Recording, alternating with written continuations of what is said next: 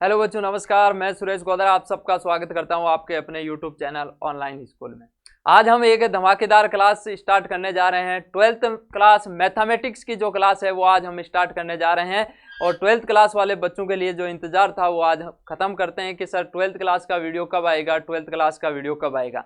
और मैं आज आपको बहुत ही अच्छी तरीके से 12th क्लास की शुरुआत करवाऊंगा, तो प्रत्येक बच्चा शुरू से लेकर लास्ट तक इस वीडियो में बने रहने हैं आपको। तो सबसे पहले हम बात करते हैं कि पहले बात तो मैं आपको ये बताऊंगा कि आज की जो क्लास में है वो हम पढ़ेंगे क्या। आज की क्लास में हम कल मैंने आपको एक वीडियो अपलोड किया था, उसमें मैंने आपको सारी डिटेल से बताई थी कि कौन सा चैप्टर कब हमें पढ़ना है और कितने हमारे चैप्टर है। तो कुल मिला के हमारे 13 चैप्टर हैं और सेकंड बुक का मैंने एक चैप्टर उठाया है जिसका नाम है सदिश बीजगणित, वेक्टर अलजेब्रा। तो आज हम वेक्टर अलजेब्रा के बारे में पूरी डिटेल से जानकारी प्राप्त करेंगे कि होता क्या है। उनके बाद हम इनके क्वेश्चन के ऊपर आएंगे। तो सेकंड बुक का 10वां चैप्टर है, उसका नाम है सदिश बीजगणित। तो ये हमारे पास में 10वां चैप्टर सदिश बीजगणित। चैप्टर नंबर कौन सा है? 10वां,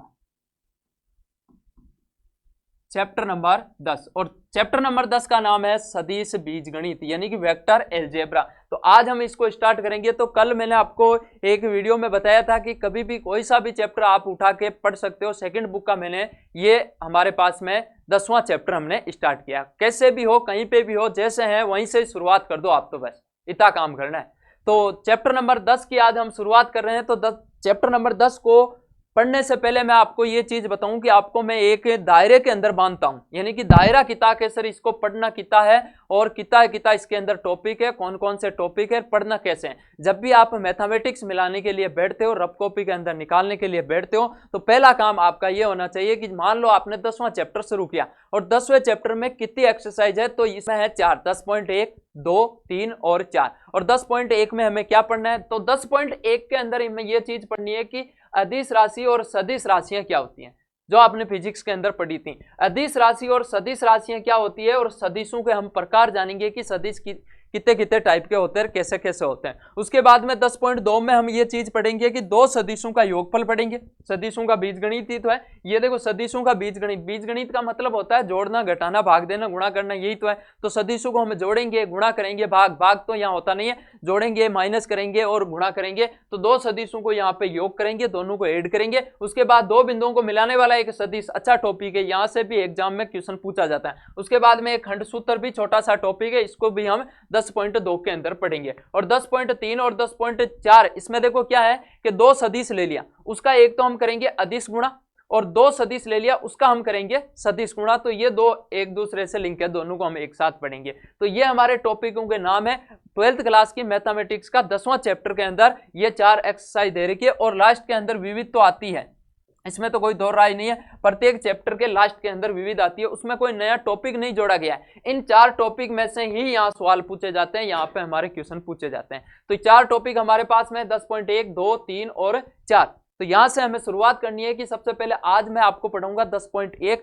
और 10.1 का पूरा इंट्रोडक्शन बताऊंगा और पूरा ऑपरेशन करेंगे, बिल्कुल ही गहराई में उतर के इस चैप्टर को हम कंप्लीट करेंगे। तो आप इस वीडियो को शुरू से लेके और लास्ट तक जरूर देखना। 12th क्लास का जो भी बच्चा है उनके पास ये वीडियो जरूर शेयर करना है। और अदिश और सदिश राशियां क्या होती है और सदिशों के प्रकार आज का हमारा टॉपिक है। और नेक्स्ट क्लासों में हम ये टॉपिक पढ़ेंगे। मैं आपको बार बार याद दिलाता जाऊंगा कि बेटा 10.1 में क्या है, 10.2 में क्या है, 10.3 में क्या है, 10.4 में क्या है। तो ये हमारे पास में 4 टॉपिक है। इन 4 टॉपिक को हम डिटेल से, गहराई से अध्ययन करेंगे। तो पहले बात तो मैं आज का जो सेशन है उसकी हम शुरुआत कर रहे हैं। तो सबसे पहले प्रत्येक बच्चा इस सेशन को अपने दोस्तों के साथ शेयर कीजिए और लाइक कीजिए, कमेंट करके जाना है आपको। तो चैप्टर नंबर 10वां हम स्टार्ट कर रहे हैं और चैप्टर नंबर 10वें के अंदर हम इसका थोड़ा सा इंट्रोडक्शन पार्ट पढ़ते हैं कि सर क्या चीज होती है। तो मैं सबसे पहले तो आपको ये चीज क्लियर करूं कि यहां से हमें ये चीज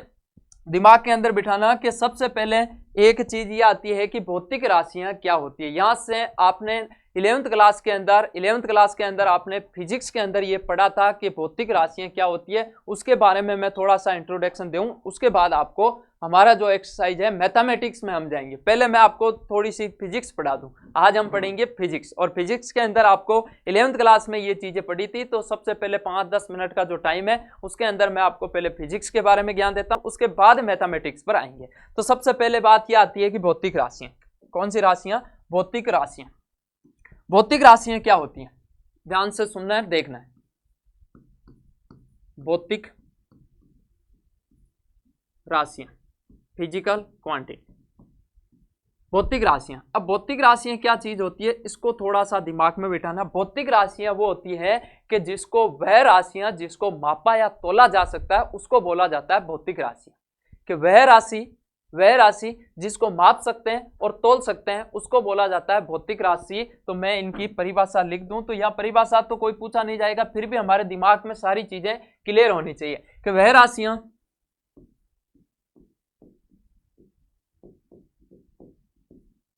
राशियां जिन्हें मापा या तोला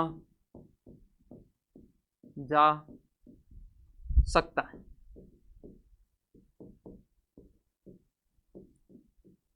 भौतिक राशियां कहलाती हैं। भौतिक राशियां कहलाती। आपको परिभाषा हमेशा ही दिमाग के अंदर रखनी है कि भौतिक राशियां क्या होती है। भौतिक राशियां वह राशियां होती है जिन्हें माप सकते हैं और तोल सकते हैं। जिन्हें हम माप सकते हैं और तोल सकते हैं, यानी कि माप भी सकते हैं और तोल भी सकते हैं, उसको बोला जाता है भौतिक राशियां। जैसे हम एग्जाम्पल लेते हैं, मैं आपसे बोलूं कि सर एक एग्जाम्पल लेते हैं। यदि मैं आपके पास में एक एग्जाम्पल लिया और एग्जाम्पल हमारे पास में ये आया कि जैसे मैं आपसे बोलूं कि भाई मेरी जो हाइट है वो है 5 फीट या 1 मीटर 2 मीटर, तो मैं आपसे ये बोला कि भाई 2 मीटर, ये 2 मीटर है, ये भौतिक राशियां हैं। क्यों? क्योंकि हम इसको माप सकते हैं। और मेरा वजन कितना है भाई? मेरा वजन है कि 150 किलो है, नहीं है लेकिन बता रहा हूं, तो 150 केजी मेरे पास मेरा वजन है। तो 150 केजी क्या है, उसको हमने मापा, उसको हमने तोल लिया। जिस राशि को हम माप सकते हैं और तोल सकते हैं उसको बोला जाता है क्या? भौतिक राशियां। अब आपके दिमाग में आएगा कि सर ऐसी कौन सी राशियां हैं जिसको हम माप नहीं सकते हैं, तोल नहीं सकते हैं। जैसे मैं आपसे बोलूं कि गणना शब्द आता है, प्यार शब्द ले लो। प्यार के अंदर हम उसको माप नहीं सकते हैं, क्योंकि क्या कभी हम प्यार को माप थोड़ी सकते हैं। कभी ऐसा हमने कहीं पे भी सुना था क्या भाई मैं तेरे से 2 किलो प्यार करता हूं, मैं तेरे से 5 मीटर प्यार करता हूं? क्या हम प्यार को माप सकते हैं? प्यार को कतई मापा नहीं जा सकता। यदि प्यार को माप ले तो फिर तो पूरी दुनिया उतल पुतल हो जाएगी, भाई ये मेरे से कितना प्यार करता है। तो प्यार को कभी भी मापा नहीं जा सकता है। तो वह राशि जिसको हम माप नहीं सकते, तोल नहीं सकते, तो वो भौतिक राशियां नहीं होती है। प्यार का बहुत ही बढ़िया उदाहरण है कि प्यार को हम माप नहीं सकते हैं। कभी भी ऐसा कतई नहीं सुना कि भाई मैं तेरे से 3.5 किलो प्यार करता हूं या करती हूं, नहीं सुना हमने। तो वह राशि जिसको हम केवल माप सकते हैं और तोल सकते हैं उसी को हम क्या बोलते हैं? भौतिक राशियां। 2 मीटर हो गया, 2 केजी ले लिया। जैसे मैं बोलूं कि 2 केजी या 5 केजी हमने ले लिया, कुछ भी हमने ले लिया, उदाहरण आगे समझाऊंगा सारी चीजें। तो 5 केजी ये भी एक भौतिक राशि है जिसको हम माप सकते हैं, उसको तोल सकते हैं, उसको बोला जाता है भौतिक राशियां। मेरे हिसाब से प्रत्येक बच्चे के दिमाग में ये परिभाषा दिमाग के अंदर सेट हो गई होगी, भौतिक राशियां क्या चीज होती है।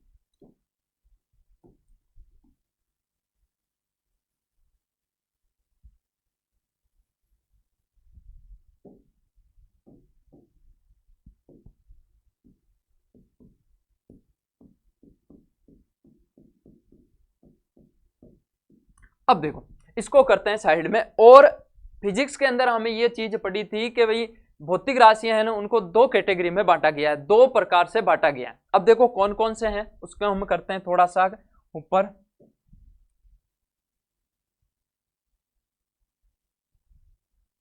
अब देखो भौतिक राशियों को 2 प्रकार से बांटा गया है।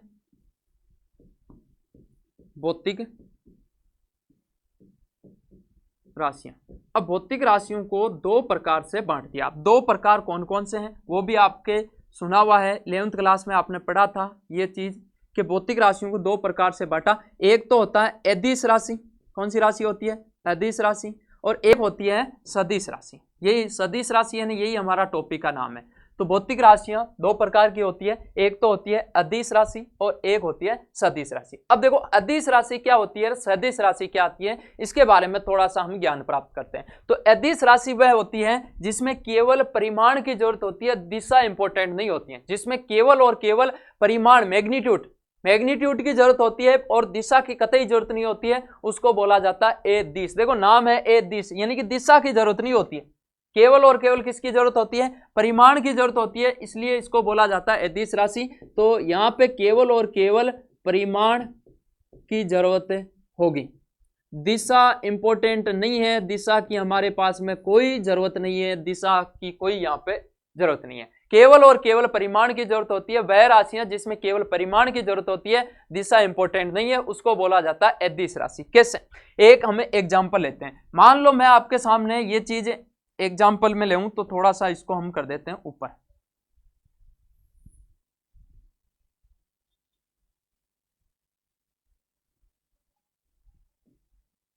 यहां चीज समझने की कोशिश करना है। अब देखो कि जैसे मैं आपसे बोलूं कि 2 मिनट या 2 समय की बात करता हूं, मैं आपसे बोलूं कि एग्जाम्पल मैंने लिया, एग्जाम्पल ये लिया कि समय, जैसे एग्जाम्पल ले लिया समय, ठीक है। अब समय जो है ना वो है एक अदिश राशि। क्यों? क्योंकि समय को बताने के लिए दिशा की जरूरत नहीं होती है, दिशा की जरूरत होती नहीं है समय को बताने के लिए, तो ये एक अदिश राशि होती है। क्या कभी सुना है कि भाई हम पूछते हैं कि कितना टाइम हो गया तो बताते हैं कि 11 बज गए, अब 11 उत्तर दिशा से बजे, क्या यहाँ पे कोई दिशा का रोल है? दिशा का रोल है ही नहीं। तो जहां दिशा का रोल नहीं होता है, जहां दिशा इंपॉर्टेंट नहीं होती है, वो एक अदिश राशि के रूप में माना जाता है। तो समय एक अदिश राशि है। मैं आपसे बोलूं कि द्रव्यमान, ये हो गया द्रव्यमान, आपने फिजिक्स में पढ़ा था ये चीजें, द्रव्यमान। अब द्रव्यमान जो होता है ना वो एक अदिश राशि होती है। क्यों? क्योंकि भाई मेरा वजन 150 kg है, अब मेरे को लेटा दो उल्टा दो कैसे ही तोल लो तो मैं रहूंगा कितना, 150 kg का ही रहूंगा। क्यों? क्योंकि वहां दिशा इंपॉर्टेंट नहीं है। भाई मैं आपके सामने खड़ा हूं तो 150 kg का, ऐसा तो है नहीं कि मैं उत्तर दिशा से जाकर कहीं पे तुला तो वहां पे मैं 250 kg का हो गया, नहीं हुआ। तो वहां दिशा इंपॉर्टेंट नहीं है। तो जहां दिशा इंपॉर्टेंट नहीं होती है, केवल परिमाण मैग्नीट्यूड की जरूरत होती है, उसको बोला जाता है अदिश राशि। और सदिश राशि क्या होती है? सदिश राशि वहां होती है सदिश जिसमें परिमाण और दिशा दोनों इंपॉर्टेंट होता है, जिसमें परिमाण की जरूरत होती है, परिमाण की जरूरत होती है, इसमें परिमाण की जरूरत होती है और दिशा की भी जरूरत होती है, इसको बोला जाता है सदिश राशि। मेरे हिसाब से दोनों राशियां आपके समझ में आई होगी। अदिश राशि क्या होती है? जिसमें केवल और केवल परिमाण की जरूरत होती है, दिशा इंपॉर्टेंट नहीं होती है। सदिश राशि वो होती है जिसका परिमाण और दिशा दोनों इंपॉर्टेंट होता है। इसका एक सबसे बढ़िया एग्जाम्पल है, वो उसको ले लेता हूं, उसको हम कैटेगरी में बांट दें कि इसका सबसे बढ़िया बल कौन सा लेते हैं? बल। फिजिक्स में आपने पढ़ा था कि बल। अब देखो बल एक सदिश राशि। क्यों सर? देखो मैं एक चीज आपको समझाने की कोशिश करता हूं। मान लो मैंने ये एक रिमोट लिया, ठीक है। अब इस रिमोट पे क्या किया मैंने? इस रिमोट के ऊपर मैंने इधर से मैंने 2 न्यूटन का बल लगाया, ठीक है। तो इसके देखो किधर घुमा, और मैं आपसे बोलूं कि मैंने वही 2 न्यूटन का बल यदि इधर लगाया तो इसकी दिशा ऐसे हो गई। और मान लो मैंने 2 न्यूटन का बल इसके ऊपर लगाया, ऐसे ऐसे ऊपर लगाया, तो क्या दिशा इंपॉर्टेंट है? क्यों? क्योंकि वही तू 2 न्यूटन का बल यहां लगाया तो ऐसे घूम गया, और वही तू 2 न्यूटन का बल लगाया तो ऐसे घूम गया। समझ में आई? और वैसा का वैसा 2 न्यूटन का बल ऊपर से लगाया तो कोई फर्क नहीं पड़ा। तो यहाँ पे दिशा इंपॉर्टेंट है, क्योंकि तू यहाँ पे 2 न्यूटन का बल लगा कहां रहा है? इधर लगा रहा है, इधर लगा रहा है, या बीच में लगा रहा है, या ऊपर से लगा रहा है। ये इंपॉर्टेंट बात है सबसे ज्यादा। तो जो बल है, जो बल राशि है, ये बल ये दिशा पर भी निर्भर करता है। इसलिए जो दिशा है, ये जो बल है वो क्या है? वो एक सदिश राशि होती है। जैसे विस्थापन, विस्थापन भी एक सदिश राशि है। फिजिक्स में आपने पढ़ा था। एक उदाहरण ले सकते हैं, आपके मन में भी आता है वो भी आप ले सकते हो, जिसमें दिशा इंपॉर्टेंट नहीं है। ये हो गया विस्थापन।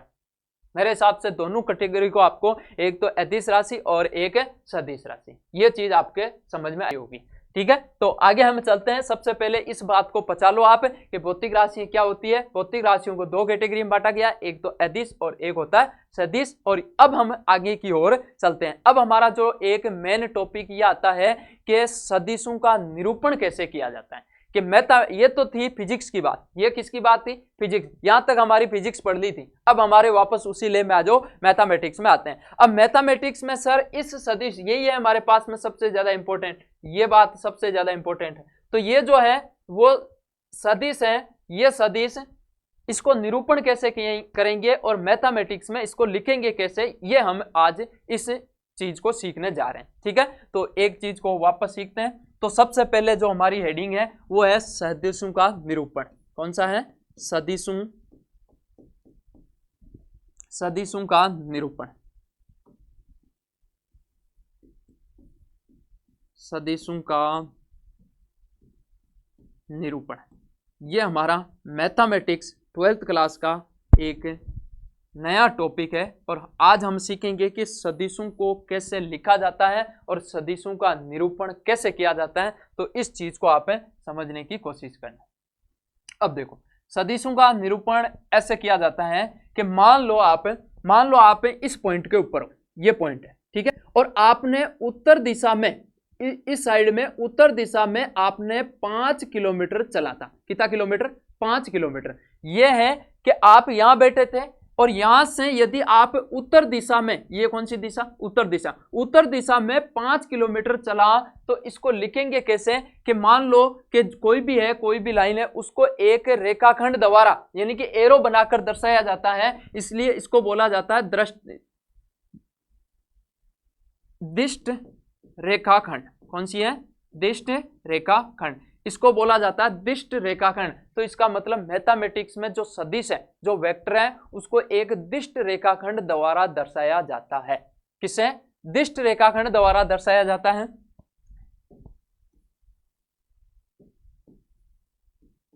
दिष्ट रेखाखंड द्वारा दर्शाया जाता है। मैथमेटिक्स में सदिशों को किससे दर्शाया जाता है? कोई भी पूछ ले तो हमारे दिमाग में बात होनी चाहिए कि सर सदिशों को मैथमेटिक्स में एक दिष्ट रेखाखंड द्वारा दर्शाया जाता है, जिसका ये इसको बोलते हैं प्रारंभिक बिंदु और इसको बोल दिया कि अंतिम बिंदु, यानी कि मान लेते हैं ए बी। अब देखो इसको लिखेंगे कैसे? इसको लिखेंगे ए बी और ऊपर छोटा सा इसको बनाएंगे, ये होता है सदिश। ये किसका निशान होता है? ये मैथमेटिक्स में ये सदिश है, ये सदिश। तो इसको पढ़ने का तरीका यह है कि ए बी सदिश, मैं इसको पढ़ने का तरीका बताऊं तो ये होता है ए बी सदिश, ये होता है ए बी सदिश, या आप इसको बोलो ए बी वेक्टर। इंग्लिश में बोले तो इसको इन जनरल हम बोलेंगे ए बी वेक्टर। तो इसको पढ़ने का तरीका क्या है? A B vector. ऊपर जो एरो लगा हुआ है इसको पढ़ने का तरीका है ए बी वेक्टर, ऐसे हम इसको पढ़ेंगे। तो यह है कि एक कोई भी सदिश है उसको एक दिष्ट रेखाखंड द्वारा दर्शाया जाता है। किसमें? मैथमेटिक्स में। तो इसकी बात, ये बात हमारे पास में निकल के आई कि सर एक सदिश को दिष्ट रेखाखंड द्वारा दर्शाया जाता है। तो ये बात हम लिख देते हैं। तो यहां से ये चीज समझ में आई कि सदिशों को एक दिष्ट रेखाखंड द्वारा दर्शाया जाता है। तो पहली बात हमारे पास में ये पकड़ में आई, सदिशों को एक दिष्ट रेखाखंड द्वारा निरूपित करते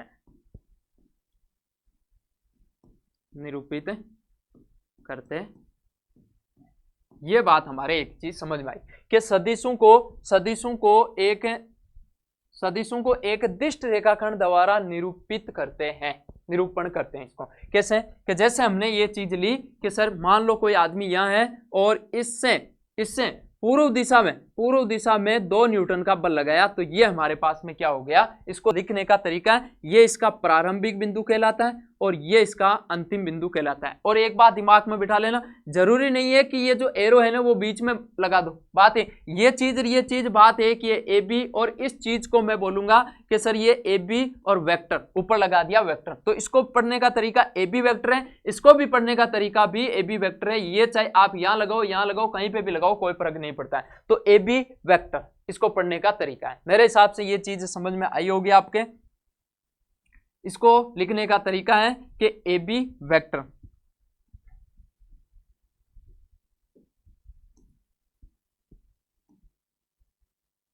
यहां इसको कर देते हैं, ठीक है। तो इसको पढ़ने का तरीका क्या हो गया? ये हो गया ए बी वेक्टर। इसको क्या बोला जाता है? दिष्ट रेखा। इसको क्या बोलते हैं? दिष्ट रेखा, ठीक है। अब एक चीज इंपॉर्टेंट बात ये आती है, दूसरी बात यदि मैं लिखूं तो दूसरी बात ये है हमारे पास में, सेकंड नंबर पे बात ये आती है कि यदि मान ले, यदि ए बी वेक्टर, क्या पढ़ेंगे इसको? A B vector. यदि ए बी वेक्टर एक सदिश है, जो कि होता है ए बी वेक्टर एक सदिश है, तो ए है तो ए प्रारंभिक बिंदु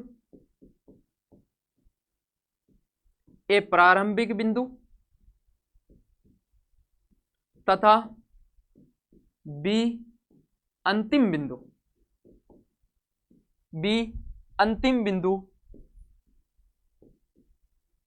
कहलाता है। ये बात है मेन इंपॉर्टेंट। वापस सुनो क्या बात बोली। ये बात है कि ए बी कोई वेक्टर है। ये क्या है? ए बी कोई वेक्टर। ए बी कोई सदिश है तो ए उसका प्रारंभिक बिंदु होगा। ये तो इसका प्रारंभिक बिंदु और ये इसका अंतिम बिंदु होगा। ए प्रारंभिक बिंदु तथा बी अंतिम बिंदु कहलाता है तथा इसकी दिशा तथा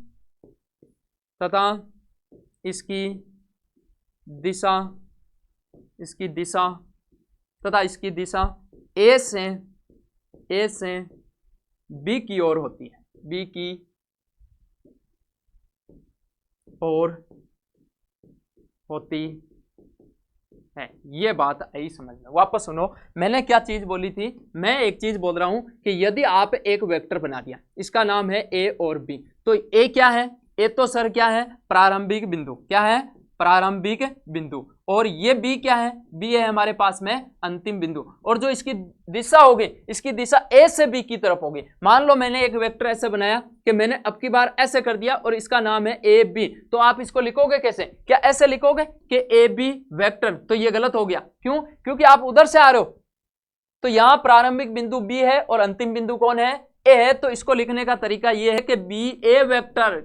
समझना बात को। यहां लिखूंगा मैं बी ए वेक्टर। यहां एक चीज ये समझ में आ गई कि सर मान लो ये कोई वेक्टर है, इसका नाम है पी और क्यू। इसको लिखूंगा कैसे? इसको लिखूंगा कि सर पी क्यू और वेक्टर। मान लो यही चीज अब की बार दिशा अपोजिट हो गई और यहां मैं लिखूं कि पी क्यू, तो इसको लिखने का तरीका क्या रहेगा? इसको लिखने का तरीका रहेगा क्यूपी वेक्टर। क्या लिखोगे? QP vector. तो मेरे हिसाब से ये चीज समझ में आई होगी कैसे इसको निरूपण किया जाता है। यदि ए बी सदिश है, तो ए उसका प्रारंभिक बिंदु होगा और बी क्या होगा? बी उसका अंतिम बिंदु होगा तथा उसकी दिशा किस ओर होगी? ए से बी की ओर होगी।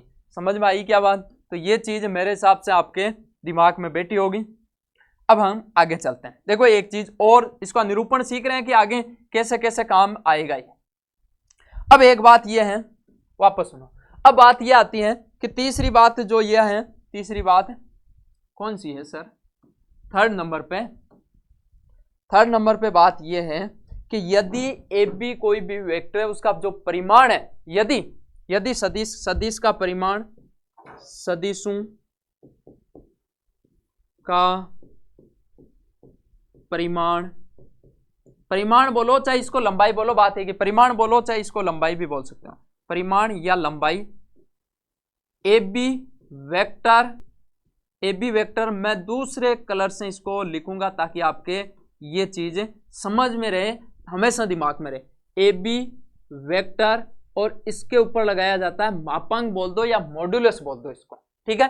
तो सदिशों का परिमाण हो उसको ए बी वेक्टर और क्या लगा दो? मापांक, मॉड्यूलस लगा दो। तो ये हो गया ए बी वेक्टर का मापांक से निरूपित करते हैं, ये चीज आपके दिमाग में रहनी है हमेशा। यदि मान लो आपके पास में ऐसा लिखा हुआ है कि पी क्यू वेक्टर और ऐसा लिखा हुआ है, तो इसका मतलब क्या? इसका परिमाण है। तो इसका मतलब ये होगा कि ये इसको परिमाण को दर्शा रहा है।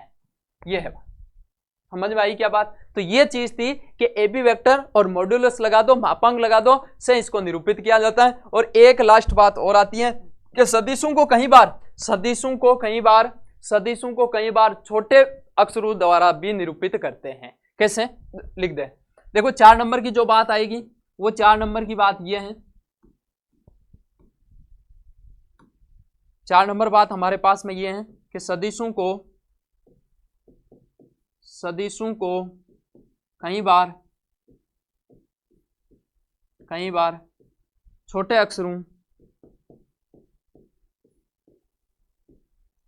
अक्षरों से भी निरूपित करते हैं। कैसे? मान लो आपके पास में ये कोई वेक्टर है, ये हमारे पास में है ए बी। इसको लिखने का तरीका क्या है? इसको लिखने का तरीका है सर ए बी वेक्टर लिखो, लिख दिया ए बी वेक्टर, ठीक है। अब इसको कई बार आप ऐसे इतना बड़ा कौन बोलेगा सर ए बी वेक्टर, तो इससे अच्छा है कि आप इसको एक ही चीज ये लिखो कि यहाँ ए लिखा और इसके ऊपर वेक्टर, कुछ भी नाम दे सकते हो अपने हिसाब से। मान लो इसको मैं बोलूंगा कि सर बी वेक्टर, तो ये बी वेक्टर, तो इसका मतलब ये हुआ कि सदिशों को कई बार छोटे अक्षरों से भी निरूपित करते हैं। ये मैथमेटिक्स में कहीं सिंबल आ जाए तो ऐसा आ जाएगा कि सी वेक्टर, तो कंफ्यूज मत होना सर ये क्या हो गया, तो ये सदिशों को निरूपित कर रहा है। तो सदिशों को निरूपित करने के लिए हमारे पास में कई बार छोटे अक्षरों का भी प्रयोग करते हैं, जैसे मैं लिखा कि डी वेक्टर, तो ये सदिश ही बता रहा है। आई बात है समझ में? तो मेरे हिसाब से ये चीज आपके समझ में आई होगी कि कई बार इसको छोटे अक्षरों से भी क्या होता है, निरूपित किया जाता है। ठीक है, और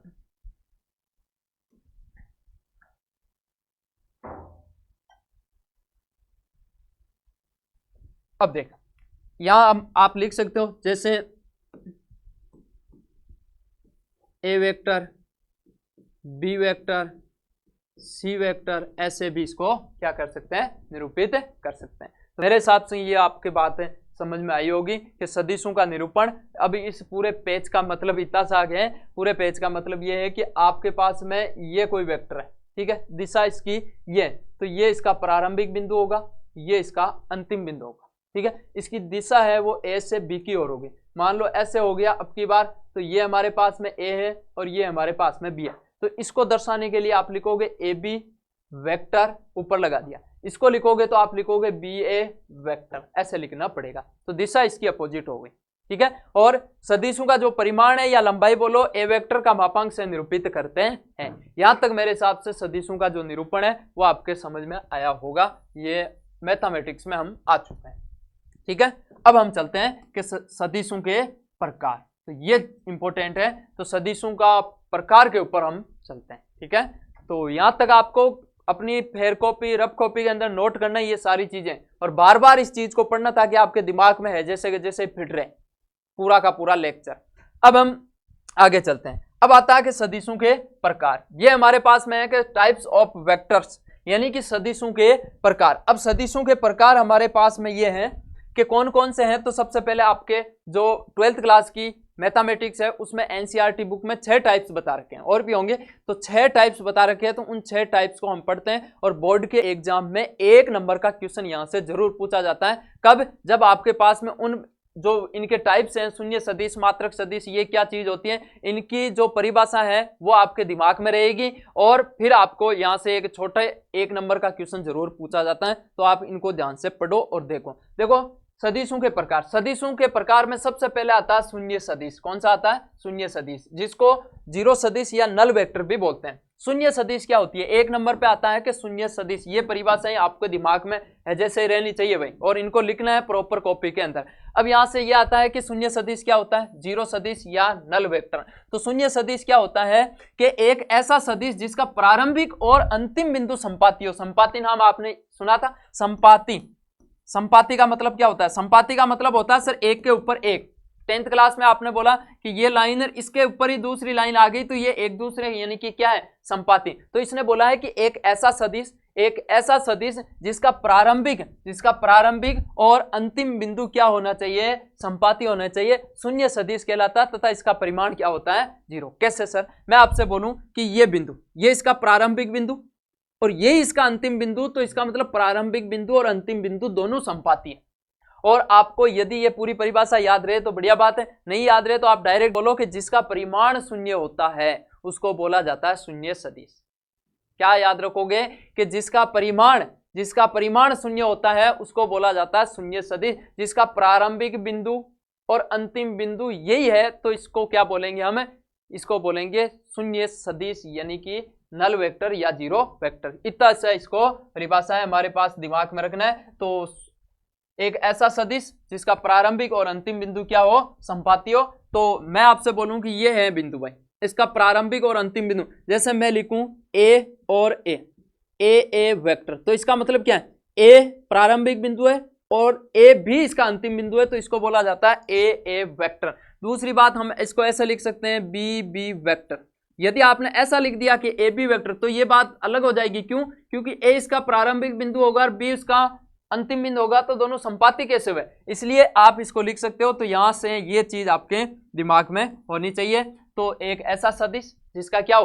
प्रारंभिक बिंदु और अंतिम बिंदु दोनों क्या हो? संपाती, उसको क्या बोला जाता है? शून्य सदिश। और आप एक ही लाइन में याद रखना है क्या? जिसका परिमाण शून्य होता है उसको शून्य सदिश बोलते हैं। जिसका परिमाण शून्य होता है उसको क्या बोलते हैं? शून्य सदिश। दूसरे टाइप से आते हैं कि मात्रक सदिश, यानी कि यूनिट वेक्टर। दूसरा आता है कि मात्रक सदिश क्या होता है? मात्रक सदिश वो होता है जिसका परिमाण एक इकाई हो। जिसका परिमाण क्या हो, 1 इकाई हो, ऐसा लिखा होगा। एक सदिश जिसका परिमाण 1 इकाई यानी कि 1 इकाई हो मात्रक सदिश कहलाता है।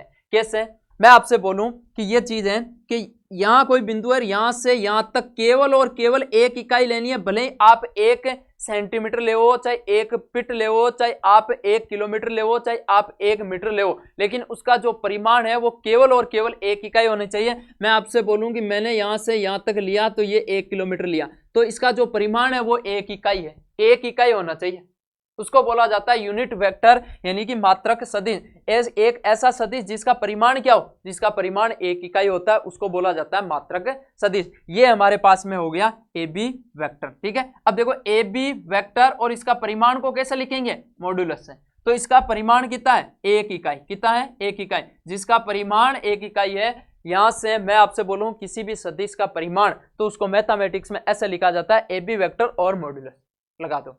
ठीक है, तो ए बी वेक्टर कितना होना चाहिए, 1 इकाई होना चाहिए, भले 1 किलोमीटर हो, 1 सेंटीमीटर हो, 1 मीटर हो, 1 फुट हो, कितना भी हो, लेकिन 1 इकाई होना चाहिए, उसको बोला जाता है यूनिट यानी कि मात्रक सदिश, यूनिट वेक्टर इसको बोला जाता है। तो मात्रक सदिश इसको ऐसे पढ़ेंगे। तो एक बात और दिमाग में बिठो कि मात्रक सदिश को कई बार ऐसे लिखा जाता है। मात्रक सदिश को लिखने का एक तरीका है भाई, मात्रक सदिश को कैसे लिखेंगे, मात्रक सदिश को लिखने का एक और तरीका है, उसको लिखेंगे हम एक कैप से। मान लो ए क्या है, वेक्टर है, छोटे अक्षर से निरूपित कर सकते हैं। इसके ऊपर आपने केप लगा दिया, केप का मतलब टोपी, टोपी पहना दी। तो ऊपर यदि आपने फिजिक्स के अंदर पढ़ा था कि आई केप, जे केप, आगे बताऊंगा, आई केप, जे केप और के केप, ये सारे के सारे मात्रक सदिश है।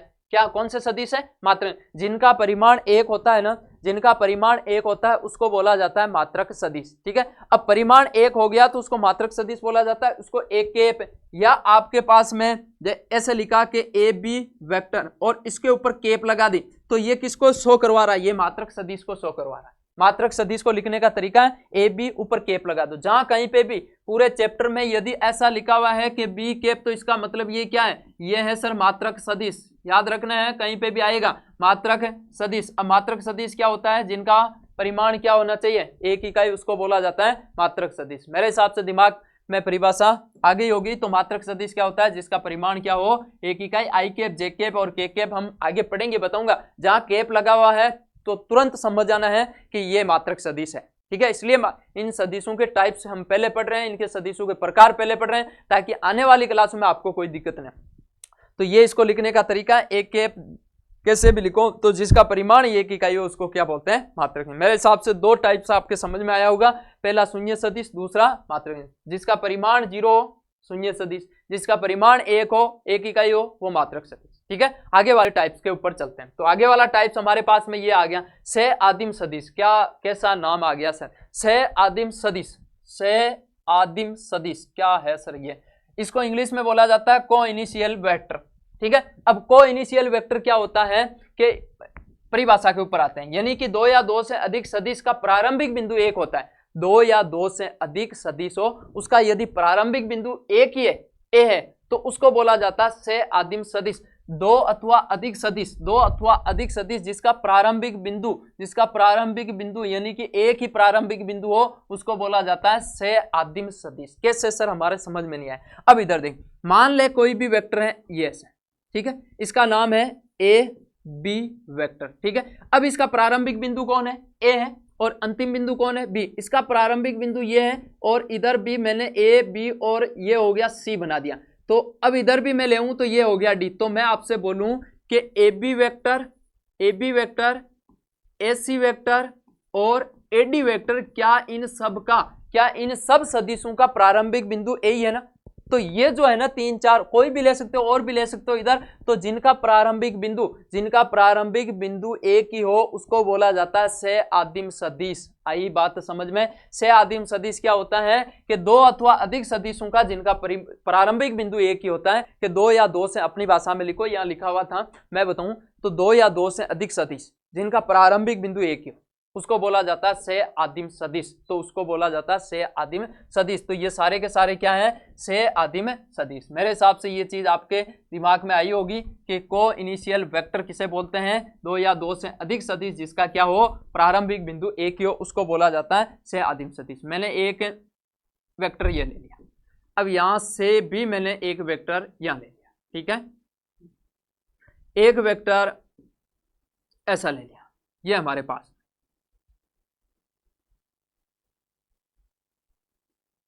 ठीक है। अब यहां से देख, अब इधर बात यह आती है कि ये है इसका प्रारंभिक बिंदु ए, यहां मैंने लिखा बी, यहां लिखा सी और यहां लिखा डी, तो इन सारे सदिश हैं, 3 है, 4 और भी बना सकते हो, इधर इधर इधर, तो सबका प्रारंभिक बिंदु एक ही होना चाहिए। और आप देख लो प्रारंभिक बिंदु केवल और केवल यही है, ये वाला प्रारंभिक बिंदु है। तो यहां आप लिखोगे कि A B vector, A C vector, A D vector, सब के सब क्या है, ये सारे के सारे क्या हैं, सह आदिम सदिश, सह आदिम सदिश, ठीक है, इसको बोला जाता है सह आदिम सदिश। मेन बात ये आती है, तो मेरे हिसाब से सह आदिम सदिश आपके समझ में आई होगी। अब हम चलते हैं 4 नंबर पे, ये है संरेख सदिश। संरेख सदिश क्या होता है सर? संरेख सदिश क्या होता है? कॉलिनियर वेक्टर, 2 अथवा अधिक सदिश यदि एक ही रेखा के समांतर हो उसको बोला जाता है संरेख सदिश। संरेख बोलो, सहरेख बोलो, बस बोलने का फर्क है, बाकी बात एक ही दोनों। आपने संरेख नाम तो सर हमने 10th क्लास से भी सीखते आ रहे हैं, सेम वही है कि क्या बोला, सहरेख सदिश। संरेख सदिश क्या होता है कि 2 अथवा अधिक सदिश यदि एक ही रेखा के समांतर हो तो उसको संरेख सदिश बोलते हैं। मैं समझाऊंगा आपको, यदि आपके पास में 2 अथवा अधिक सदिश है, 2 अथवा अधिक सदिश है, 2 से ज्यादा है, और वो एक ही रेखा के यदि समांतर है तो उसको बोला जाता है संरेख सदिश। कैसे? मैं आपके सामने एक वेक्टर ले लिया ये वेक्टर, इसका नाम है ए और बी, ये हमारे पास में ए बी वेक्टर है। अब इसके समांतर मान लो मैंने दूसरा वाला वेक्टर ले लिया, ये वाला, ठीक है, इसका नाम मैं करूं तो ये हो गया पी, ये हो गया पी और ये हो गया क्यू। मैं आपसे बोलूं कि क्या ये दोनों समांतर है? 2 या 2 से अधिक, देखो 2 अथवा अधिक, 2 या 2 से अधिक, यदि 2 या 2 से अधिक सदिश यदि एक ही रेखा के समांतर हो तो उसको क्या बोला जाता है? संरेख सदिश। तो यहां आप लिखोगे ए बी वेक्टर और पी क्यू वेक्टर, ये क्या है? ये है हमारे पास में क्या? संरेख सदिश, ठीक है, ये है संरेख सदिश। इन परिभाषाओं, थ्योरेटिकल चैप्टर है मैं मानता हूं, लेकिन थ्योरी हमें पढ़नी पड़ेगी, पहले इन चीजों को सीखना पड़ेगा। यह होता है संरेख सदिश। अब आपके दिमाग में आएगा कि सर मान लो मैं आपसे बोलूं कि एक मैंने ऐसे बना दिया, ये, ठीक है, अब इसका नामकरण करूं तो ये हो गया हमारे पास में, कुछ भी ले लो, एम, ये ले लिया एम और एन, ये है हमारे पास। तो ये जो सदिश है, क्या ये संरेख सदिश है? सारे के सारे, क्योंकि आप सदिश को उठा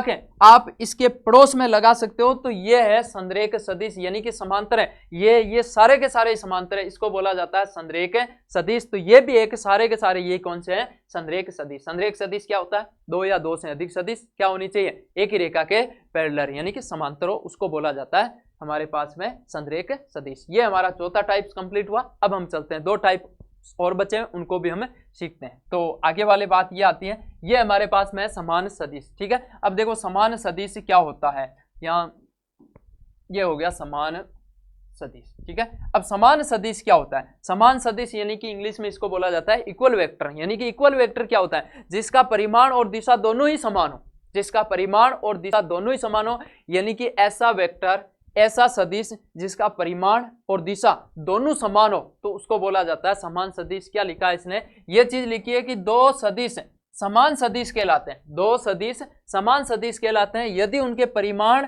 और दिशा दोनों ही क्या हो? समान हो, इसको बोला जाता है समान सदिश। मेरे साथ समान सदिश है, दोनों परिमाण भी बराबर होना चाहिए और दिशा भी दोनों बराबर होनी चाहिए, तो उसको बोला जाता है समान सदिश। अब देखो समान सदिश को मैं आपको एक और तरीके से समझाऊं तो इधर देखो, समान सदिश ये होता है कि मान लो मैंने एक वेक्टर ले लिया, ये हमारे पास में वेक्टर है, ठीक है। अब इसका नामकरण हम कर लेते हैं ए और बी, ठीक है। अब एक और वेक्टर ले लिया दूसरा, जैसे का जैसा है। अब देखो इसकी दिशा भी, इसको भी हम करें तो इसको हम पी क्यू नाम दे दिया, ये ले लिया पी क्यू। अब आप इन दोनों सदिशों को यदि गौर से देखोगे, दोनों सदिशों को यदि आप देखोगे तो ए बी सदिश और पी क्यू सदिश, ये दोनों सदिश है ना, इनका परिमाण भी समान है और दिशा भी दोनों समान है, तो इसलिए इसको बोला जाता है समान सदिश। और इसको लिखने का तरीका ये है कि ए बी वेक्टर इक्वल है किसके? PQ ऐसे इसको लिखा जा सकता है। तो समान सदिश क्या होता है? जिसका परिमाण, भाई मान लो इसका परिमाण 2 इकाई है, इसका भी 2 इकाई, तो दिशा भी दोनों सेम है। ऐसा नहीं कि कतई, ऐसा नहीं कि एक सदिश तो ऐसा ले लिया और दूसरा सदिश ऐसा ले, इसका परिमाण तो समान है, परिमाण तो मान लो इसका समान हो गया, परिमाण तो इसका समान हो गया, लेकिन दिशा समान नहीं है, क्योंकि दिशा एक की इस साइड जा रही है, एक की इस साइड जा रही है, तो इसलिए इसको ये दिशा हमारे पास में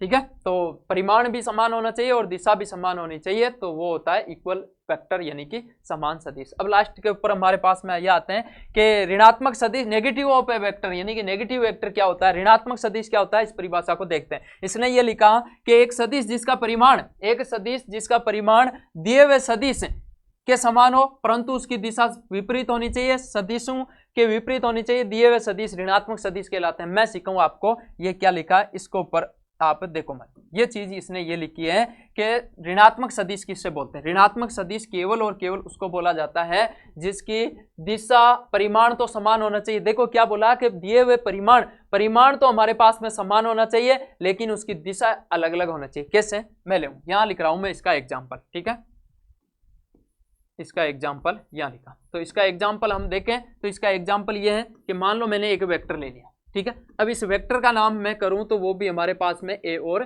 बी वेक्टर है, और दूसरा वेक्टर यदि मैं लेऊं तो दूसरा वेक्टर हमारे पास में ये हो गया।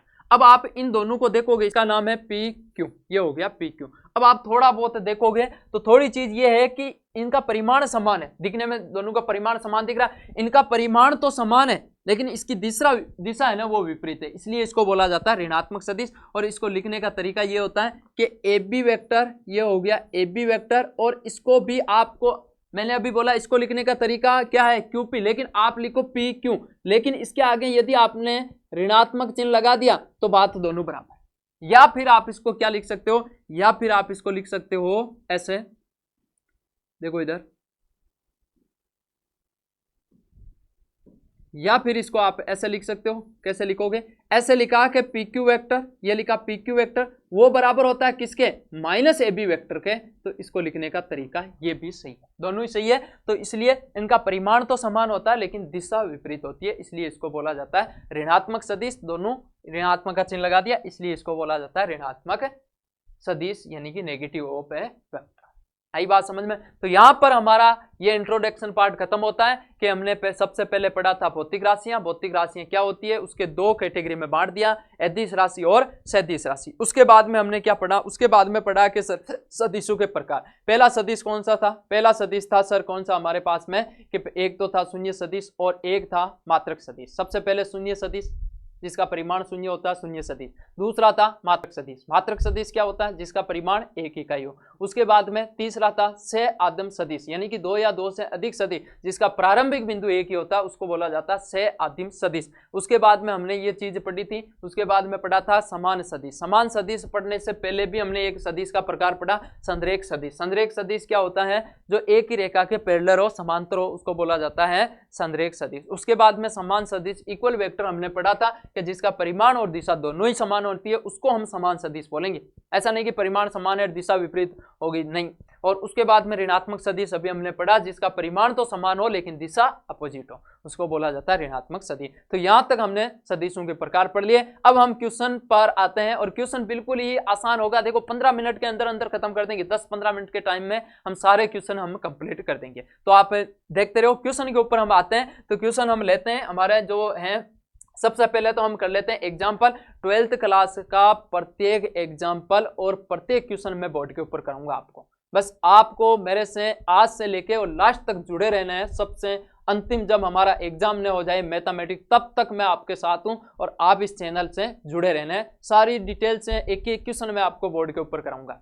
तो हम लेते हैं अब क्वेश्चन। अब देखो क्वेश्चन लेने से पहले हम ले लेते हैं उदाहरण। तो उदाहरण हमारे पास में ये आ गया। देखो उदाहरण क्या, उदाहरण है, उदाहरण नंबर 1 है कि दक्षिण, इसने बोला क्या बोला कि इसने बोला कि दक्षिण से 30 डिग्री पश्चिम में 40 किलोमीटर के विस्थापन का आलेख। विस्थापन मैं भी समझाऊंगा विस्थापन क्या है। ये चीज इसने ये बोली है कि भाई दक्षिण से किसे, दक्षिण। पहले सर दिशाएं बनाते हैं, क्या बना लेते हैं, दिशाएं। तो दिशाएं हमारे पास में ये बना लो, आपको बनाने आती होगी ये दिशाएं। ये देखो, अब देखो दिशा ये होती है, ये वाली दिशा तो हमारे पास में उत्तर दिशा है। कौन सी दिशा है, उत्तर दिशा। ये है उत्तर दिशा और ये है दक्षिण दिशा, दक्षिण। और ये है हमारे पास में पूर्व दिशा और ये है पश्चिम दिशा। ठीक है, दिशा का ज्ञान होना आपको जरूरी है। उत्तर, दक्षिण, पूर्व, पश्चिम, ये हमारे पास में है। अब देख, अब क्वेश्चन वाला क्या बोला, इसने बोला कि दक्षिण से, तो दक्षिण कहाँ है, दक्षिण ये रहा। तो दक्षिण से, जैसे क्वेश्चन बोल रहा है वैसे काम करना है। दक्षिण से 30 डिग्री, कितना डिग्री, 30 डिग्री। तो 30 डिग्री पश्चिम में, पश्चिम किधर है, उस साइड में या इस साइड, इस साइड में। तो दक्षिण से 30 डिग्री पश्चिम, ये है पश्चिम के 40 किलोमीटर का विस्थापन, यानी कि ये थी। और अब आपको क्या करना है, अब आपके पास में ये आया कि इससे 30 किलो यानी कि 30 डिग्री के एंगल पर, कितना डिग्री पर, 30 डिग्री के एंगल पर, ये 30 डिग्री का एंगल मैंने मान लिया। ठीक है, अब देख यहां जो बनेगा, ये था कि दक्षिण, ये था दक्षिण, दक्षिण से 30 डिग्री, यहां मैंने लिखा 30 डिग्री, किस साइड में, पश्चिम दिशा। तो पश्चिम दिशा इधर है, यदि पूर्व बोलता तो उस साइड होता, पूर्व बोलता तो उस साइड हो। तो ये 30 डिग्री कितने का विस्थापन, ये है कि सर 40 किलोमीटर का विस्थापन। तो ये हमारे पास में हो गया यहाँ पे 40 किलोमीटर, 40 किलोमीटर का विस्थापन। ये हमें आलेख द्वारा दर्शा दिया, बस इतना ही काम करना है, ये आलेख हो गया कंप्लीट। ठीक है, जैसे क्वेश्चन बोल रहा है कि दक्षिण से, तो बता दिया दक्षिण से, और कितना डिग्री, 30 डिग्री। तो ये हो गया 30 डिग्री, और पश्चिम की ओर, पश्चिम की ओर हो गया। इसको हम नामकरण करें तो ये हमारे पास में ओ वेक्टर मान लो, इसको ओ बिंदु, ये हो गया। तो ये हमारे पास में हो गया ओ ए वेक्टर। इतना सा क्वेश्चन है। ठीक है, तो उदाहरण जैसे किया, ये पहला उदाहरण हुआ, वैसा का वैसा 10.1 का पहला क्वेश्चन हम साथ साथ कर लेते हैं, करते हैं भाई। तो 10.1 का पहला क्वेश्चन हम यहाँ देखो, ये देखो हमारे पास में ये आ गया 10.1, ये 10.1। तो 10.1 के पहला क्वेश्चन, 10.1 का पहला क्वेश्चन है उत्तर दिशा से, थोड़ी सी पहले बात तो हम बना लेते हैं, कौन सी दिशाएं, ये सर दिशाएं, ये हो गया उत्तर, ये हो गया दक्षिण, और ये हो गया हमारे पास में पूर्व, और ये हमारे पास में पश्चिम। ठीक है, दिशाओं का ज्ञान आपके पास में है, तो ऐसे बना। अब इसने बोला है कि उत्तर से, तो उत्तर कहाँ है, ये रहा सर, उत्तर से 30 डिग्री पूर्व में, पूर्व उधर है या इधर, उधर। तो यहां से 30 डिग्री पूर्व में, तो 30 डिग्री यहां बना ले। तो ये हो गया हमारे पास में, ये देख कितना डिग्री, ये हो गया सर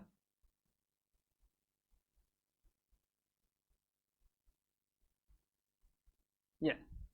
ठीक है, अब देखो, अब इसने बोला है कि उत्तर से है, तो ये उत्तर 30 डिग्री पूर्व में, तो 30 डिग्री उधर। तो इस उत्तर से 30 डिग्री, ये रहा 30 डिग्री पूर्व में, आपको 40 किलोमीटर का विस्थापन। तो वही बात वापस है, ये हो गया 40 किलोमीटर विस्थापन का आलेख निरूपण कीजिए, ये कर दिया, ऐसे करना है। तो पीछे वाला क्वेश्चन है, ये क्वेश्चन सेम ही था, कोई फर्क नहीं था, डिटो था। इसको आप लिखो, तो यहाँ आप ओ नाम दे दो और इसको ए नाम दे दो। तो ये हो गया हमारे पास में ओ ए वेक्टर, ये हो गया हमारा क्वेश्चन।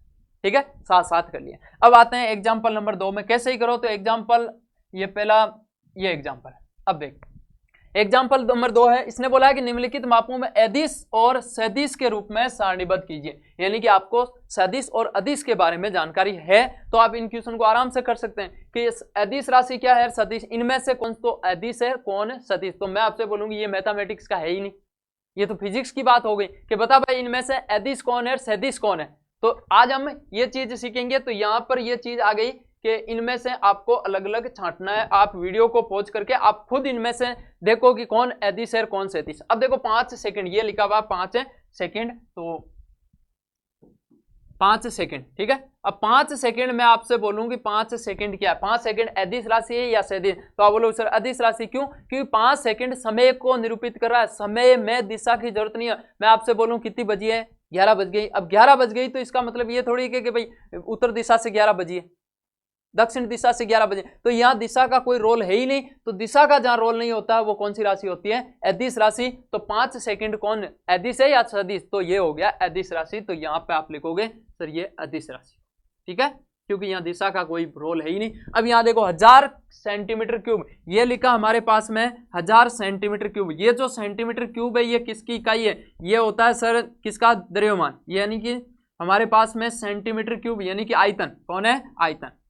आयतन की इकाई है। और आयतन का मतलब यह है कि भाई मान लो मेरे पास में ये एक बोतल है। अब इस बोतल से मैं आपको एक चीज सिखाऊं, तो इस बोतल के अंदर पानी भरा हुआ है, ठीक है। अब इस बोतल के अंदर 1 लीटर पानी है। अब इस बोतल को चाहे उल्टा कर दो, टेढ़ा कर दो, कैसे ही कर दो, रहेगा इसमें क्या? 1 लीटर पानी। तो क्या यहाँ पर दिशा इंपोर्टेंट है? दिशा का कोई रोल है ही नहीं बिल्कुल, क्योंकि आप इसको सीधा है तो 1 लीटर पानी है, आधा टेढ़ा कर दिया तो भी 1 लीटर पानी है। तो यहाँ दिशा का कोई रोल है ही नहीं। तो यहाँ पे यदि जब भी आपके आयतन की बात आएगी तो आयतन क्या होता है? सेंटीमीटर क्यूब, यानी आयतन भी क्या है? अदिश राशि। इसमें दिशा इंपॉर्टेंट नहीं है। तो यहाँ ये भी क्या हो जाएगी हमारे पास में? ये भी एक अदिश राशि हो जाएगी, ठीक है। ये हो गई अदिश राशि। उसके बाद में होता है 10 न्यूटन बल। अब बल का मैंने एक आपको उदाहरण बताया था अभी, इधर इधर किसका? तो बल है वो एक सदिश राशि होती है, ठीक है। तो बल क्या है? सदिश राशि। तो बल वाला है हमारे पास में, ये कैटेगरी में आ जाएगा सदिश राशि। क्यों? बल दिशा पर निर्भर करता है। तो ये हो गया सदिश राशि। उसके बाद में 30 किलोमीटर पर आवर, यानी कि ये किसकी इकाई है? ये स्पीड की है भाई। ये है हमारे पास में ये 30 किलोमीटर प्रति घंटा। तो ये किसको बता रहा है? स्पीड को बता रहा है, ठीक है। अब स्पीड यानी कि चाल, ये चाल को बता रहा है। और चाल क्या होती है? चाल हमारे पास में अदिश राशि होती है। अब किस साइड में जा रहा है? अब देखो इसमें दोनों में अंतर क्या है? जो 4 नंबर पे है और 6 नंबर। अब देखो यहाँ पे भी ये भी मीटर पर सेकंड, ये भी चाल की इकाई, लेकिन इसने बोला कि उत्तर की ओर, तो उत्तर की ओर इसने दिशा दी है। तो दिशा दी है तो ये क्या है? ये तो सर सदिश है। ये कौन है? सदिश। बिना सोचे समझे हम बताएंगे कि ये सदिश है। और मैं आपसे बोलूंगी ये क्या है, तो ये क्या हो जाएगी? अदिश। क्यों? क्योंकि इसमें दिशा पता ही नहीं है कि यहाँ और यहाँ फर्क क्या है। यहाँ केवल दिशा का फर्क है, तो ये हमारे पास में दिशा हो गई, ठीक है। तो ये दिश। अब कौन है? ये आ गया 10 ग्राम पर सेंटीमीटर क्यूब। इसने बोला कि 10 ग्राम पर सेंटीमीटर क्यूब किसकी इकाई है भाई? आप फिजिक्स पढ़ते हो तो किसकी इकाई है? शायद ये द्रव्यमान उसकी घनत्व है। किसकी होगी? घनत्व की इकाई होगी। और घनत्व का मतलब हमारे पास में मान लो रूम है, इस रूम में कितनी हवा भरी हुई है, कितने कण पास में। तो यहाँ दिशा इंपॉर्टेंट नहीं होती है। तो घनत्व भी क्या होता है? एक अदिश राशि। तो आप यहाँ पे क्या लिखोगे? अदिश राशि। और बाकी आपने ये फिजिक्स के अंदर बहुत सारी पढ़ी थी, आप खुद इनमें पहचान कर सकते हो कि कौन तो सदिश है, कौन है अदिश है, ठीक है। तो ये चीज आपके समझ में आई होगी। क्वेश्चन नंबर उदाहरण नंबर 2 ऐसा का ऐसा है। हम क्वेश्चन के ऊपर चलते हैं। आसान है बिल्कुल ही, मैं बता रहा हूँ, आप चुटकियों में कर दोगे। यदि मेरा बेसिक पिछले आधे घंटे का बेसिक आपके दिमाग में आया है तो क्वेश्चन आप एक ही नहीं छोड़ोगे। तो उदाहरण हमने जो 2 नंबर पे ये कर लिया। तो हम एक काम करते हैं, ये भी हम कर लेते हैं। ये देखो क्वेश्चन नंबर 2 भी हम कर लेते हैं। तो क्वेश्चन नंबर 2 ये 10.1 का ही है। तो 10.1 का क्वेश्चन नंबर 2 पे आ जाते हैं। यही बात इसने बोली है, निम्नलिखित मापों में अदिश और सदिश को सारणीबद्ध कीजिए। तो हम ये काम करेंगे कि सदिश क्या होता है, अदिश क्या, यही है पीछे वाला क्वेश्चन सेम। तो चलो स्टार्ट करते हैं भाई। आपके दिमाग में होना चाहिए और आप वीडियो को पॉज करके आप खुद सोचोगे कि ये सदिश है अदिश। देखो 10 ग्राम, अब 10 ग्राम क्या है? अब 10 ग्राम तो सर हमारे पास में क्या? द्रव्यमान। और मैंने बोला था कि मेरा वजन कितना है? 150 kg, ठीक है। तो 150 kg है। तो अब बताओ कि ये सदिश है अदिश। मेरे को उल्टा करके भी तोल लो, सुल्टा करके भी तोल लो, मैं रहूंगा 150 kg का। तो 150 kg का रह गया, 150 kg का हूँ, ठीक है। तो ये है हमारे पास में अदिश राशि। इसको हम कैटेगरी में डालेंगे अदिश राशि, क्योंकि द्रव्यमान दिशा पर निर्भर नहीं करता है। ये अदिश राशि। अगला क्या है? 2 मीटर उत्तर पश्चिम। देखो इसने दिशा भी दी है। तो दिशा जैसे ही देगा, तो जैसे ही दिशा देगा तो ये क्या हो जाएगी हमारे पास में? सदिश राशि। ये हो गई सदिश राशि, ठीक है। अब उसके बाद में 40 डिग्री। अब 40 डिग्री किधर है? कोई दिशा का पता नहीं है, एंगल है। अब किधर से माप रहा है? दिशा कोई इंपॉर्टेंट है नहीं। तो डिग्री हमारे पास में 40 डिग्री। तो ये भी हमारे पास में क्या हो जाएगा? अदिश राशि। तो ये हो गया अदिश राशि, ठीक है। उसके बाद में है 40 वोट, यानी कि वोट किसकी इकाई है भाई? अब वोट 40 वाट, यानी कि 40 वाट है कार्य का मात्रक वोट होता है। तो यहाँ ये हो गया, ये एक अदिश राशि है, क्योंकि इसको माप दिशा इंपॉर्टेंट नहीं है। तो ये भी एक अदिश राशि है। और भी आप एक बार फिजिक्स के अंदर इस चीज को देखना और बताना, अदिश राशि होगा। उसके बाद में है 10 की पावर -19 कूलाम, 10 की पावर -19 कूलाम, 10 की पावर -19 कूलाम किसका ये इकाई है, ये किसकी है, चार्ज की, किसकी है भाई, चार्ज की। अब चार्ज है तो उसके दिशा इंपॉर्टेंट नहीं है, तो 10 की पावर -19 कूलाम क्या हो जाएगा, अदिश राशि। तो ये हो गया हमारे पास है अदिश, ठीक है। उसके बाद में 10 मीटर 20 मीटर पर सेकंड स्क्वायर, यानी कि इसने बोला है कि मीटर पर सेकंड स्क्वायर, मीटर पर सेकंड स्क्वायर किसकी इकाई है, ये सर वेग की है, किसकी है, वेग। अब वेग क्या होता है पता है, फिजिक्स में पढ़ा था, वेग होता है कि विस्थापन बटा समय। अब देखो विस्थापन क्या है, विस्थापन एक सदिश राशि है, कौन सी राशि है, सदिश। यदि विस्थापन सदिश राशि है तो वेग भी क्या होगा, सदिश राशि। क्यों, क्योंकि मीटर पर सेकंड स्क्वायर वेग का मात्रक है, और वेग क्या होता है, वेग होता है विस्थापन बटा समय, और विस्थापन क्या होता है, सदिश राशि। क्यों, विस्थापन होता है एकदम सीधा, इस पॉइंट से लेके इस पॉइंट तक एकदम सीधा, न्यूनतम दूरी, प्रारंभिक बिंदु और अंतिम बिंदु के बीच की न्यूनतम दूरी, उसको विस्थापन बोला जाता है। और विस्थापन सदिश है तो हमारे पास में वेग भी क्या है, सदिश, तो ये भी क्या हो जाएगा, सदिश राशि, ठीक है, सदिश राशि। यहां तक मेरे हिसाब से आपके क्लियर समझ में आया होगा। ये चीज थी कि किस प्रकार हमने साथ साथ क्वेश्चन और उदाहरण सारे हम कंप्लीट कर रहे हैं। मैंने आपको बोला था उदाहरण और सारे के सारे हम करेंगे, ठीक है। अब हम चलते हैं हमारे उदाहरण पे, कौन सा है उस पे आते हैं। तो दूसरा, और ये हमारे पास में थर्ड, ये देखो, अब यहाँ हमारे सामने ये आया कि इसने बोला निम्नलिखित सदिश और अदिश राशियों के रूप में सारणी में, क्वेश्चन लगातार तीसरा क्वेश्चन आ गया। अब तो आपके दिमाग में आना चाहिए भाई। इसने बोला है समय कालांश, कालांश क्या है, कालांश समय है, समय बताओ सदिश है अदिश, समय क्या है अदिश, बार बार बोल रहा हूँ समय में दिशा की इंपॉर्टेंट नहीं है, तो ये भी क्या है, ये सर हमारे पास में क्या है, अदिश राशि, ये हो गया अदिश राशि, ठीक है। दूरी भी क्या है, दूरी भी भाई 2 किलोमीटर गया, 3 के किस साइड में गया, दूरी इंपॉर्टेंट, मतलब यहाँ दिशा इंपॉर्टेंट नहीं, ऐसे बोलता है कि दूरी 5 किलोमीटर में उत्तर दिशा में जा रहा हूं तो वहां पे सदिश राशि हो जाए, तो दूरी भी क्या है, अदिश राशि, ठीक है। मेरे हिसाब से आप में फिजिक्स में ये चीजें बहुत सारी पढ़े। बल मैं बार बार बोल रहा हूँ क्या है, सदिश, दिशा इंपॉर्टेंट, ये हो गया सदिश। अब उसके बाद में वेग क्या है, वेग विस्थापन बटा समय, अभी बताया था, वेग भी क्या है, सदिश राशि, तो ये हो गया सदिश राशि, ठीक है। उसके बाद में कार्य क्या है, अब कार्य कितना किया, मैं आज कार्य कर रहा हूँ, क्या कितना है पता ही नहीं, कौन सी दिशा से कर रहा हूँ, पढ़ा रहा हूँ तो कार्य कर रहा हूँ। अब कार्य कर रहा हूँ तो क्या यहाँ दिशा इंपॉर्टेंट है, ऐसा तो है नहीं कि 5 उत्तर दिशा से तू कार्य कर रहा है, नहीं, तो यहाँ कार्य भी क्या है, अदिश राशि, तो यहाँ हम लिखूंगा अदिश राशि, ठीक है। अब उसके बाद में हम क्वेश्चन नंबर, ये हमारे पास में क्वेश्चन नंबर 3 कर लिया हमने, क्वेश्चन नंबर 3 हो गया। अब क्वेश्चन नंबर 3 हो गया तो आगे चलते हैं, देखें उदाहरण नंबर 3 के ऊपर आते हैं। तो ये हमारा उदाहरण, तो एग्जाम्पल नंबर 3, इसने बोला कि आकृति 10.5, ये 10.5 है, कौन से सदिश संरेख होगा, समान होगा। अब जो आपकी अभी परिभाषा हमने सीखी थी वो काम में आएगी यहाँ पे। अब देखो काम में कैसे आएगी वो देखते हैं। तो यहाँ से मैं आपसे बोलूं कि ये चीज, यहाँ इसने बोला कि संरेख कौन सा है, यानी कि 2 या 2 से अधिक सदिश यदि समांतर होता है उसको बोला जाता है संरेख सदिश। देखो इधर इसका प्रारंभिक बिंदु यहाँ है, इधर जा रहा है, इसका प्रारंभिक बिंदु इधर है, इसका प्रारंभिक बिंदु, क्या ये दोनों समांतर है दोनों समांतर, ये भी समांतर है, ये भी समांतर है, ये समांतर है, तो तीनों हमारे पास में कौन सा हो गया, हमारे पास में हो गया संरेख सदिश। तो मैं यहीं लिख देता हूं, तो संरेख सदिश कौन कौन से हो गए, ए वेक्टर, ये हो गया ए वेक्टर, और कौन है सी वेक्टर, ये हो गया सी वेक्टर, और कौन है डी वेक्टर, ये तीनों के तीनों कौन से हैं, संरेख सदिश, ठीक है। ये और ये समांतर, ये यदि मैं इसको उठा के यहाँ रख दूं तो समांतर हो जाएगा, ठीक है। तो ये हमारे पास में ए वेक्टर, सी वेक्टर और डी वेक्टर, ये कौन हो गया, सदिश, यानी कि संरेख सदिश। इसने बोला कि समान सदिश, मैं आपसे बोला कि समान सदिश कौन से होते हैं, समान सदिश वो होते हैं जिनको परिमाण और दिशा दोनों ही क्या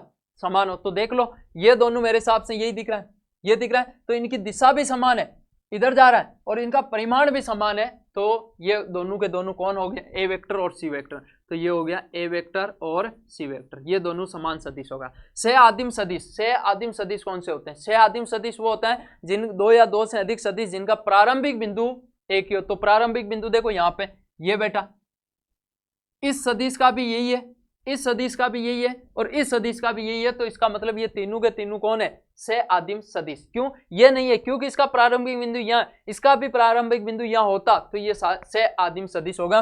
तो सह आदिम सदिश कौन कौन से हो गए, एक तो हो गया सर बी वेक्टर, सी वेक्टर और डी वेक्टर, तो ये हो गया बी वेक्टर, सी वेक्टर और डी वेक्टर, ये हमारे पास, ठीक है। तो ये हमारा बस पहचान करनी है कि कौन कौन से ये है, तो यहाँ से आप आराम से कर लिया। तो उदाहरण नंबर 3 हो गया मेरे हिसाब से, उदाहरण पहला, दूसरा, तीसरा सारे उदाहरण हो गए, दूसरा क्वेश्चन हो गया, तीसरा हो गया। अब चौथे क्वेश्चन के ऊपर आते हैं, बस इतना सा। सेम उदाहरण तीसरा जो 3 नंबर पे किया था वैसा का वैसा ही क्वेश्चन नंबर 4 है हमारे 10.1 के अंदर। अब 10.1 के अंदर है कि एक वर्ग दे रखा है इधर साइड में, उसके बाद में निम्नलिखित सदिशों को पहचानिए। आपको पहचान करके बतानी है कि सह आदिम सदिश कौन। तो सह आदिम सदिश अभी बताया कि जिनका प्रारंभिक बिंदु एक ही हो वो सारे के सारे सह आदिम सदिश कहलाते हैं। अब इधर देख कौन कौन से हैं। इस सदिश का इधर जा रहा है, इसका ये प्रारंभिक बिंदु, ये दो तो सह आदिम सदिश है, बाकी तो नहीं है। बाकी इसका प्रारंभिक बिंदु यहाँ है, इसका यहाँ है, तो मेरे हिसाब से ए और बी। तो सह आदिम सदिश कौन से हो गए? सह आदिम सदिश हो गया सर ए वेक्टर और डी वेक्टर। ये हो गया ए वेक्टर और डी वेक्टर, ठीक है। ये सह आदिम सदिश, क्योंकि इनका प्रारंभिक बिंदु ये एक है, ये इधर जा रहा है, ये इधर जा रहा है, तो प्रारंभिक बिंदु एक होना चाहिए, तो एक है, तो यहाँ पे ये सह आदिम सदिश। उसके बाद में समान सदिश देख लो, समान सदिश कौन कौन से। अब देख ये और ये समान सदिश नहीं है, क्यों? क्योंकि इसकी दिशा इधर है, इसकी दिशा इधर है, तो ये इनका परिमाण तो समान है। मान लो ये 5 इकाई का, तो ये भी 5 इकाई का है, क्योंकि यहाँ वर्ग बोला है, तो ठीक है, आमने सामने भुजाएं बराबर होती हैं। तो ये और ये क्या है? समान सदिश नहीं होगा। क्यों? क्योंकि इसकी दिशा उस साइड में, इसकी इस साइड में। परिमाण समान है लेकिन दिशा भी समान होना चाहिए। अब देखो इन दोनों को देखो, इनका परिमाण भी समान है और दिशा भी सेम है, दोनों नीचे की डायरेक्शन में जा रहा है, तो इनका परिमाण भी समान है। तो कौन कौन से हो गए? डी और बी। तो बी वेक्टर और डी वेक्टर, तो ये हो गया हमारे पास में बी वेक्टर और डी वेक्टर, ये समान सदिश होगा। अगला क्या है? संरेख परंतु असमान। ये बोला है कि संरेख होना चाहिए परंतु असमान होना चाहिए। असमान का मतलब समान नहीं होना चाहिए। तो कौन कौन से हो गए? देखो संरेख कौन, यानी कि एक ही दिशा, ये चीज और ये चीज, ये क्या है? संरेख है। क्या है? संरेख। और असमान भी है। क्या है? ये समान थोड़ी है, समान नहीं है, तो असमान है। तो हमारे पास में ये हो जाएगा ए वेक्टर और सी वेक्टर। अब देखो यहाँ पे ये भी संरेख है, ये भी संरेख है, लेकिन ये समान है। ये संरेख ऐसा बोलता है कि केवल और केवल संरेख, तो यहाँ पे ये दोनों भी संरेख हो जाते, ठीक है। तो ये ए वेक्टर और सी वेक्टर, ए वेक्टर और सी वेक्टर संरेख है लेकिन असमान, ठीक है। समझ में आई? तो ये चीज थी। तो यहां तक मेरे हिसाब से क्वेश्चन नंबर 4 हो गया। अब लास्ट क्वेश्चन है सत्य और असत्य की पहचान करनी है। तो सत्य और असत्य की पहचान करनी है, तो इधर देखो, ये हमारा लास्ट और अंतिम, इसके बाद में हमारी 10.1 कंप्लीट हो जाएगी, पूरी की पूरी 10 चैप्टर ही खत्म हो जाएगा। पूरा चैप्टर तो नहीं, 10.1, तो 10.1 हो जाएगी कंप्लीट। देखो निम्नलिखित का उत्तर सत्य तथा असत्य के रूप में दीजिए, यानी कि आपको बतानी कौन सी बात सत्य है और कौन सी बात असत्य। इसने बोला है कि ए वेक्टर, यहां थोड़ा सा मिस्टेक था, यहां है ए वेक्टर, यहां देखो ये है ए वेक्टर और माइनस है, भैया बुक में देखोगे तो माइनस ए वेक्टर संरेख सदिश है क्या? क्या ये बात सत्य है क्या? इसने बोला है ए वेक्टर। देखते हैं, देखें, ये है ए वेक्टर, ठीक है। ये तो हमारे पास में ए वेक्टर है, इसको नामकरण करूं तो ये हो गया ए वेक्टर, ठीक है। अब इसने बोला है कि माइनस ए वेक्टर, यानी कि इसकी दिशा भी इधर होगी, तो ये हो गई हमारे पास में, तो ये है माइनस ए वेक्टर, ठीक है। तो क्या ये संरेख है? बिल्कुल संरेख, क्योंकि दोनों समांतर है ना, दोनों समांतर है। अब समांतर है तो संरेख होगा, तो इसका मतलब ये क्या हो गया? ये हमारे पास में हो गया सर सत्य बात। ये बोला है इसने सत्य, बिल्कुल सही बात बोली, ये हो गया सत्य। अगला देख, इनको आप खुद पे घर पे बैठ के आराम से प्रैक्टिस करना है आपको। यहाँ मेरे बताने से हो सकता है समझ में आए या नहीं आई, तो आप खुद एक बार दिमाग में लाओ कि यार ये कैसे चीज हो रही है, ये कैसे हो रही है, तब आपके समझ में। अगला देख, ये बोला कि दो संरेख सदिशों का परिमाण सदैव समान होता है। क्या बोला इसने ये बोला कि दो संरेख सदिश, तो दो संरेख सदिश आप ले लेते हैं। तो एक तो मैंने ये ले, ठीक है, ये संरेख सदिश, एक मैंने ये इतनी सी ले ली। मैं आपसे बोलूं कि ये ए वेक्टर है और ये बी वेक्टर है, क्या ये संरेख है? तो आप मानते हो हाँ सर संरेख तो है, समांतर है। क्या इसने बोला है कि सदैव समान होता है? परिमाण, इसने बोला है कि क्या परिमाण सदैव, क्या इनका परिमाण समान है? नहीं, तो ये असत्य बात हो गई। क्या बोला इसने कि दो संरेख सदिश हैं, दो संरेख, क्या ये दोनों संरेख सदिश? अपना एग्जाम्पल लेके इसको प्रूव करके देखो कि यार हाँ वास्तव में सही है। तो दो संरेख सदिश है, तो ये संरेख तो है लेकिन इसका परिमाण क्या है? समान नहीं है, इसलिए ये क्या बात हो गई? ये बात हो गई सर असत्य। कौन सी बात हो गई?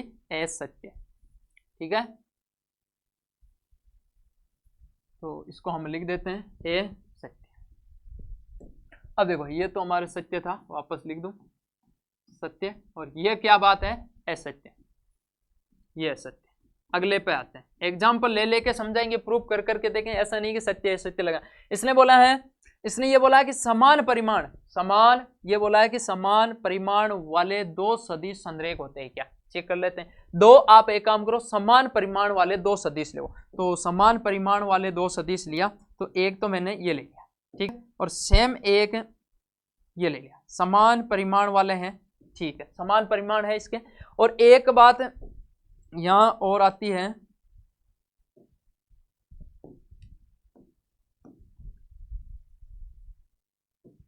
समान परिमाण, एक मैंने ऐसे ले लिया, ये देखो, ठीक है, समान परिमाण, इसका और इसका सेम परिमाण है, ये 5 इकाई का है तो ये भी 5 इकाई मान लिया, ठीक है, समान परिमाण।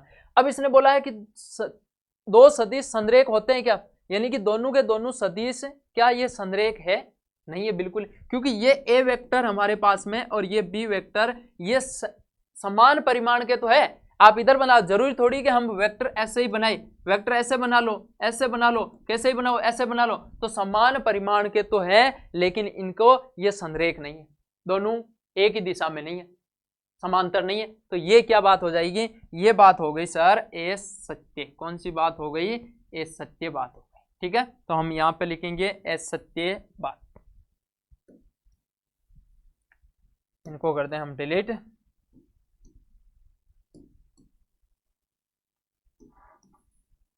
तो ये भी हमारी क्या थी, असत्य बात, ठीक है।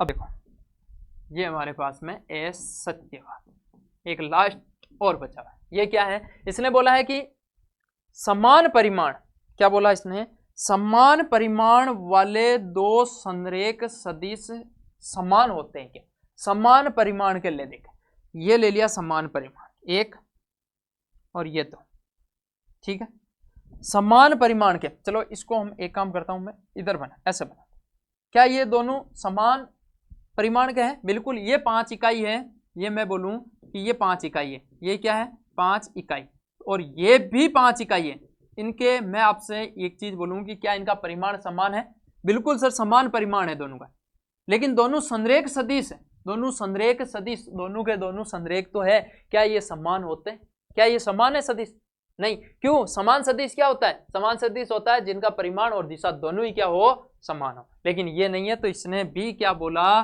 गलत बात बोली, तो ये भी क्या हो जाएगा असत्य। आपको क्या करना है, इनको बैठ के आराम से सोच सोच समझ समझ के बनाओ, यार ऐसे होता है, यार ऐसे होता है, तब जाके आपके ये चीज समझ में आएगी। तो यहां तक मेरे हिसाब से आपके ये हमारा पूरा का पूरा चैप्टर होता है कंप्लीट, ठीक है।